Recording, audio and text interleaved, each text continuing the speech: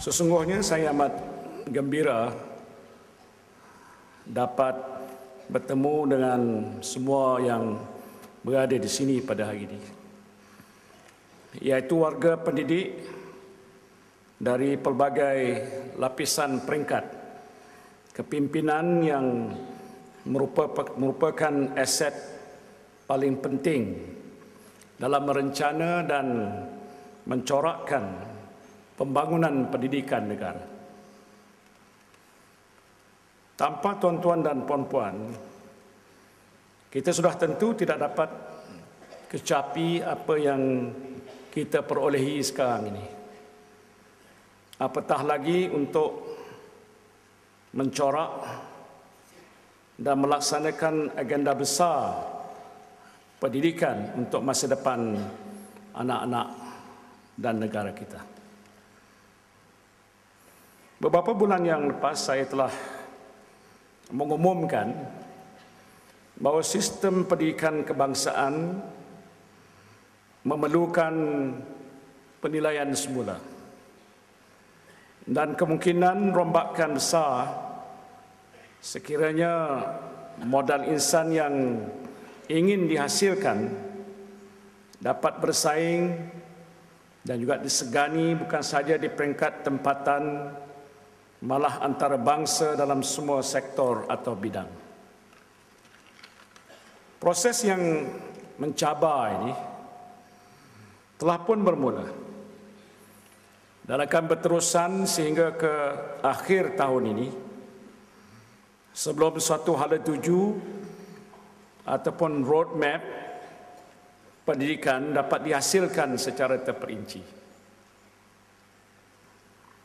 Sehubungan ini, Kementerian Pelajaran Malaysia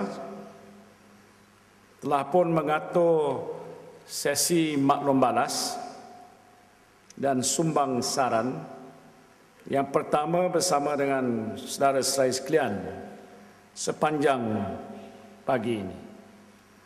Saya amat pasti semua yang berada di sini telah pun memberi pandangan serta cadangan yang bernas dan berwawasan, kerana tuan-tuan dan puan-puan merupakan teras pada perancangan dan pelaksanaan dasar pendidikan serta memahami setiap permasalahan pelaksanaan sehingga ke akar umbi.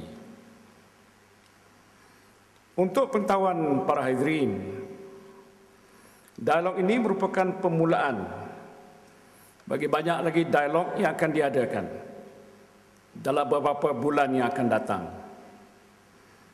Kali ini tumpuan adalah kepada kepimpinan Kementerian Pelajaran Malaysia sebelum beberapa siri dialog pada peringkat dalaman kementerian seperti bersama Majlis Pengetua Sekolah, Guru Besar, Kesatuan Guru, Pegawai Pelajaran peringkat negeri dan daerah dan guru dijalankan.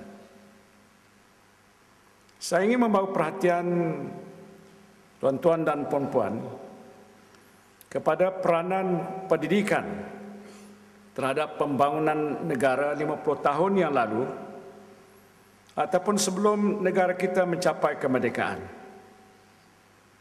Pendidikan hanyalah melaksanakan fungsi sosialisasi, iaitu melatih dan membentuk insan agar mereka dapat berfungsi dan melaksanakan tanggungjawab dengan baik bagi kesinambungan aktiviti ekonomi dan sosial dalam masyarakat kita.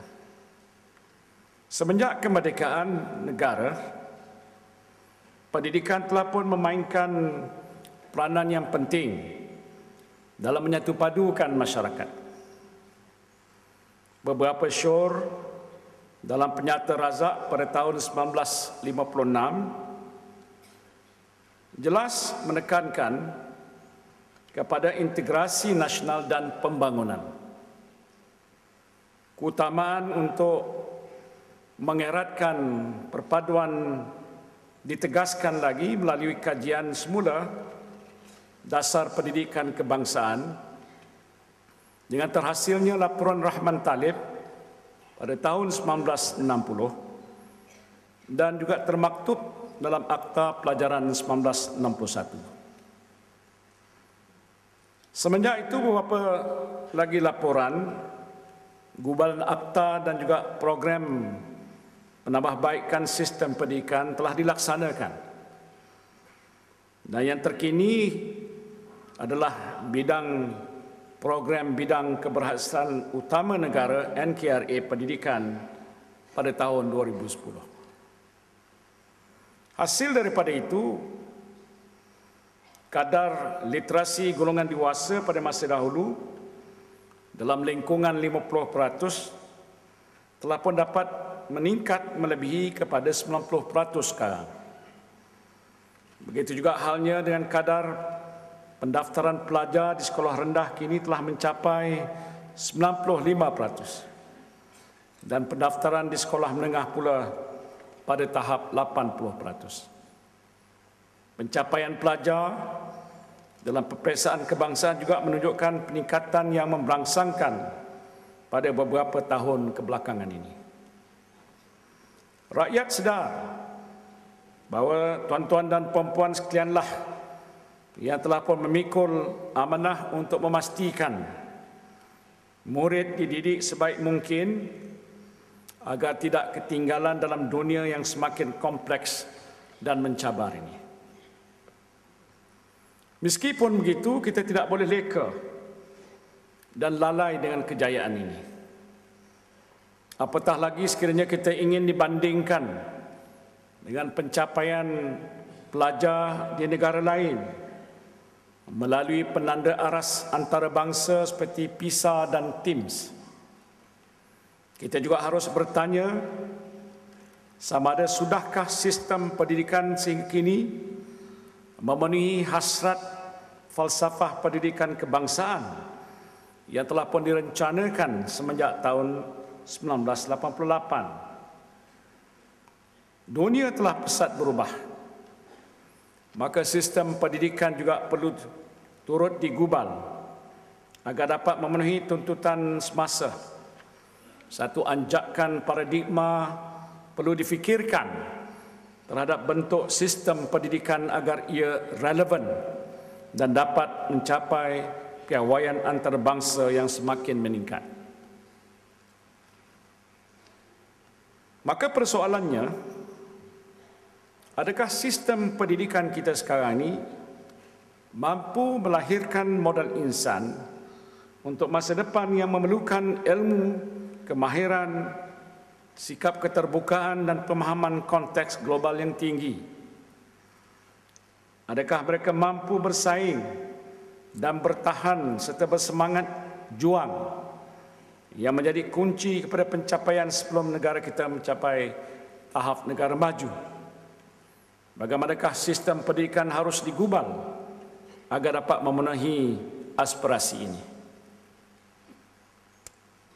Apa yang kerajaan hasratkan pada masa ini adalah jelas, iaitu untuk menjadi sebuah negara maju berpendapatan tinggi menjelang 2020.